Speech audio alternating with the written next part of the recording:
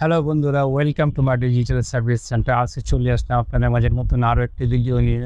আমি আজকে দেখানোর চেষ্টা করব 2012 সালের একটি আইপিএস আমি ডেলিভারি করেছিলাম, তৈরি করেছিলাম। সেটি আজকে আমার কাছে আসছে সার্ভিসিং করার জন্য। এর দীর্ঘ 12 বছরে আইপিএসটি একবারও কোনো সমস্যা হয়নি, শুধু সার্ভিসিংয়ের জন্য আসছে।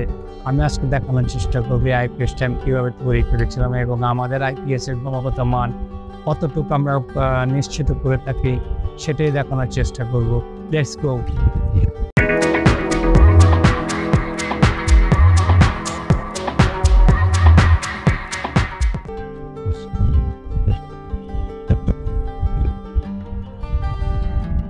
এ হচ্ছে 2012 সালে তৈরি করি। আপনারা দেখতে পাচ্ছেন বন্ধুরা, আমি সিগনেচার দিয়ে রেখেছিলাম 12/6/2012। হচ্ছে আমার সিগনেচার। এটি মূলত স্কোয়ার ওয়েভ একটি আইপিএস। সে 2012 সনের কথা। তখন বাংলাদেশের আইপিএসের মার্কেটে মাইক্রো কন্ট্রোলার প্রবেশ করেনি।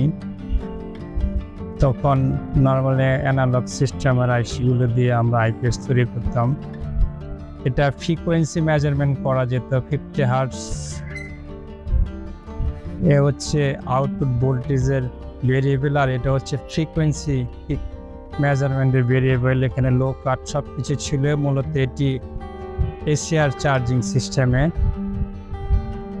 এই হচ্ছে ট্রান্সফর্মারটা। বন্ধুরা, ট্রান্সফর্মারটা দেখতে পাচ্ছেন। আমি 1000 বিয়ের জন্য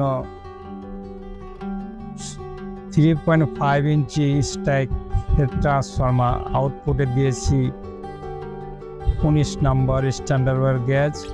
রুগিং কোটে দিয়েছিলাম 12 নম্বর স্ট্যান্ডার্ড ওয়্যার গ্যাজ।